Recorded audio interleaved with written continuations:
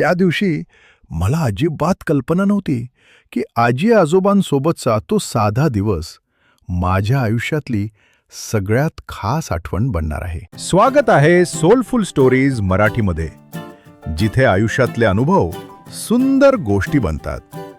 कधीकधी आयुष्यातले सगळ्यात साधे दिवस आपल्याला आयुष्यभर साथ देणाऱ्या आठवणी बनून जातात. गाव, निसर्ग आणि आजी आजोबांची माया. ही गोष्ट आहे आजी आजोबांसोबतचा एक अविस्मरणीय दिवस, जिथे बालपण, प्रेम आणि निसर्ग एकत्र येऊन मनात घर करून जातात. चला तर मग या आठवणींच्या प्रवासाला सुरुवात करूया. मी 4थी इयत्तेत असताना एकदा 4 दिवसांच्या शाळेच्या सुट्टीत गावी गेलो होतो. तिथे माझे आजी आणि आजोबा राहत होते. त्यांना भेटल्यावर मला खूप आनंद झाला. गावाचं शांत वातावरण, आजीचं प्रेम आणि आजोबांची माया, यामुळे तो दिवस माझ्यासाठी खूप खास ठरला. तेव्हा आजी आजोबांसोबत घालवलेला एक दिवस मला आजही स्पष्ट आठवतो. तो संपूर्ण दिवस खूप छान आणि सुंदर होता, कारण पहिल्यांदाच मी त्यांच्यासोबत फिरायला जाणार होतो. सकाळपासून मनात खूप छान विचार येत होते. आज आपण कुठे जाणार आहोत? माझ्यासमोर गायी, म्हशी आणि त्यांचा स्वच्छ गोठा दिसत होता. त्या दिवशी मी तिथे असलेल्या नुकत्याच जन्म झालेल्या एका वासराला पाहत होतो. तेही छान निरागसपणे माझ्याकडे पाहत होते. त्याला अजून उभे राहायला येत नव्हते. त्याच्या जवळ जाऊन मी त्याला समोर असलेला चारा खाऊ घालत होतो. तेवढ्यात मागून आजोबा आले आणि म्हणाले, "चला, आता आपण या गोठ्यातल्या सगळ्या गायी म्हशींना घेऊन तिकडे लांब फिरायला जाणार आहोत." असे सांगून त्यांनी मला म्हटले, "बाळा, तू गोठ्याच्या बाहेर थांब जरा. मी गायी म्हशींना घेऊन बाहेर येतो." मी बाहेर उभा होतो. तेवढ्यात आजी तिथे एक पिशवी घेऊन आली. मी आजीला विचारलं, "आजी, ह्या पिशवीमध्ये तू काय आणलंयस?" ती म्हणाली, "बाळा, ह्यामध्ये आपल्यासाठी जेवण आणि पाणी बांधून घेतलं आहे." मला ते खूप छान वाटलं. साधारण दुपारी 12 वाजले होते आणि आम्ही तिघेही गुरांसोबत फिरायला निघालो. मी आणि आजी गोठ्याच्या बाहेर उभे होतो. तेवढ्यात 4-5 गुरे बाहेर आली आणि ती थेट घराच्या मागे असलेल्या ओढ्यामध्ये जाऊन बसली. आमचा हा प्रवास सुरू झाला. मला नेहमी प्रश्न पडायचा, ह्या गायी म्हशी आंघोळ कशा करत असतील? आज मी त्यांना ओढ्यामध्ये आनंदानं निवांत बसताना पाहत होतो. गेले अर्धा तास त्या पाण्यात बसून होत्या. अधूनमधून पाणीही पित होत्या. मध्येच एखादी शेपटी वर उचलून स्वतःच्या पाठीवर मारायच्या. त्याचवेळी थोडेफार पाण्याचे शिंतोडे आमच्या अंगावरही यायचे. हे मी पहिल्यांदाच पाहत होतो आणि पाहताना खूप आनंद होत होता. ओढ्याच्या शेजारी असलेली सुंदर, सलग उंच झाडे पाहून खूप छान वाटत होतं. तो क्षण जणू मी मनाच्या कोपऱ्यात टिपून ठेवला होता. हे सगळं मी शेजारी असलेल्या पुलावर बसून पाहत होतो. त्या छोट्या दगडी पुलावरून मी उड्या मारत पलीकडे जायचो आणि परत इकडे यायचो. खूप छान वाटत होतं ते. मी आजोबांना विचारलं, "आजोबा, हा दगडी पूल इथे का बांधला आहे?"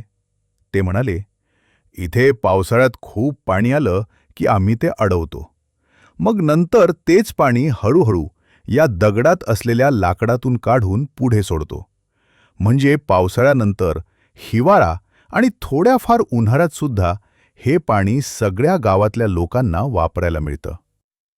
हे सगळं ऐकून आजोबांनी गायी म्हशींना ओढ्यातून बाहेर काढलं.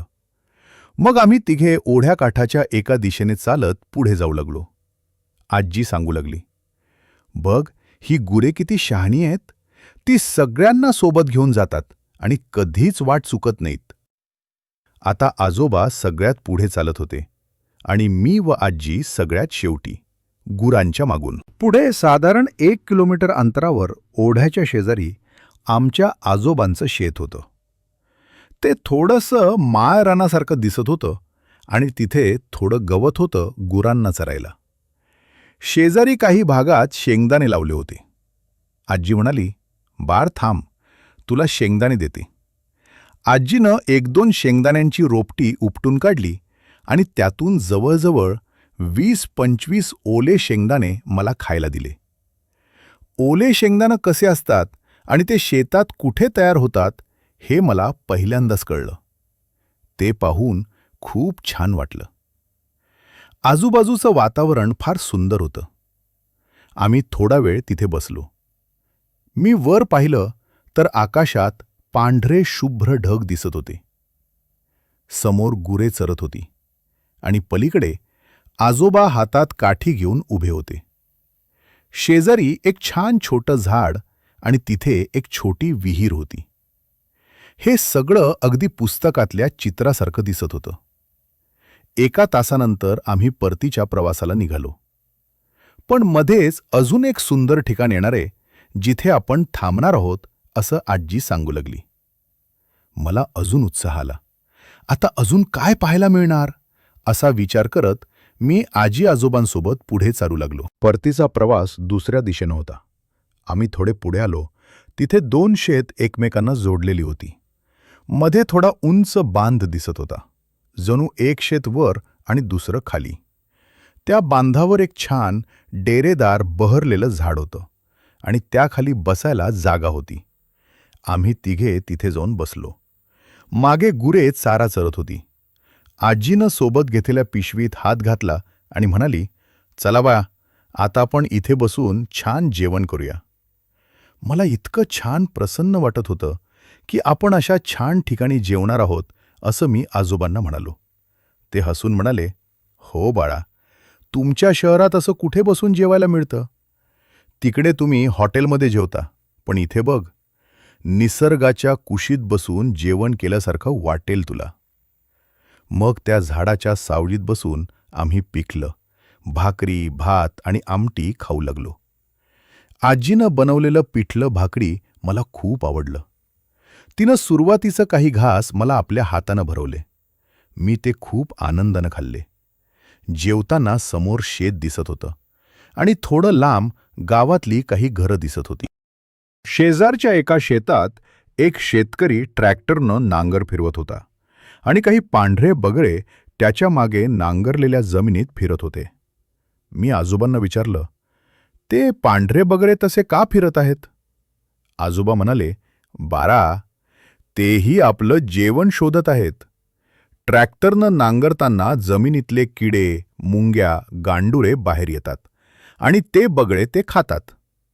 त्या दिवशी मला कळलं की पक्षी आपलं जेवण कसं शोधतात. मग आम्ही अर्धा तास शेतात झाडाला टेकून शांत बसलो. मी थोडा वेळ डोळे मिटून बसलो.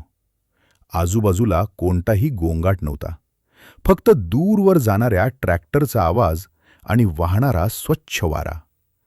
इतकी शांतता होती की मनात एकही विचार येत नव्हता. गुरे आमच्या जवळ आली तेव्हा आजी आजोबा म्हणाले, "चला बाळा, आता आपण घरी जाऊया." आम्ही पुढे निघालो. आजोबा पुढे, त्यांच्या मागे गुरे आणि शेवटी गुरांच्या मागून मी आणि आजी. जसजसं पुढे जात होतो तसतसं आजोबांचं कौलारू घर दिसू लागलं. दुरून घर खूप सुंदर दिसत होतं.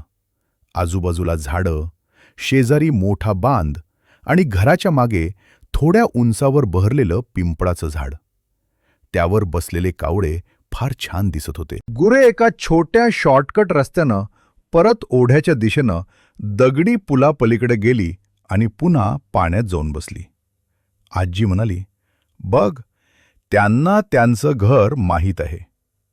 मग आजोबांनी त्यांना ओढ्यातून पुढे सरकवलं. गुरे शांतपणे पाणी पीत उभी राहिली आणि मग त्यांच्या गोठ्याकडे निघाली. सगळी गुरे गोठ्यात गेली. आजोबांनी त्यांना दावणीला बांधलं. तिथे असलेल्या वासराला त्यांनी छोट्या बादलीत पाणी आणून दिलं. वासरू ते पाणी शांतपणे पाहत होतं. मी आजोबांना म्हणालो, "ते पाणी पीत नाहीये." आजोबा म्हणाले, "अरे, तहान लागली की पिऊन घेईल." मग आम्ही घरी गेलो. रात्री मी हा छान अनुभव आठवत आई-बाबांना टेलिफोनवर सगळं सांगत होतो. असा होता माझा आजी आजोबांसोबत घालवलेला एक सुंदर आणि अविस्मरणीय दिवस. या दिवसात मला शेती, प्राणी, ओढा, हिरवीगार झाडं दगडी पूल आणि ओल्या शेंगांचे अनेक नवे अनुभव मिळाले. निसर्गाच्या जवळ राहण्याचा आनंद काय असतो हे मला कळलं. आजी आजोबांच्या प्रत्येक क्षणात प्रेम, माया आणि आपुलकी होती. त्यांनी मला साधेपणा, संयम आणि निसर्गाशी जुळवून घेऊन जगण्याची शिकवण दिली. हा दिवस संपला, पण त्या आठवणी आजही माझ्या मनात जिवंत आहेत. आजही गाव, शेती किंवा निसर्ग पाहिला की आजी आजोबांचा तो प्रेमळ सहवास आठवतो. हा अनुभव माझ्या बालपणातील एक अमूल्य ठेवा आहे. जर ही गोष्ट तुमच्या मनाला स्पर्श करून गेली असेल तर ती लाईक करून ठेवा आणि तुमची गोष्ट कमेंटमध्ये आमच्याशी शेअर करा. अशाच खऱ्या अनुभवांच्या गोष्टींसाठी सोलफुल स्टोरीज मराठीला सबस्क्राईब करा. पुन्हा भेटू एका नवीन गोष्टीसह.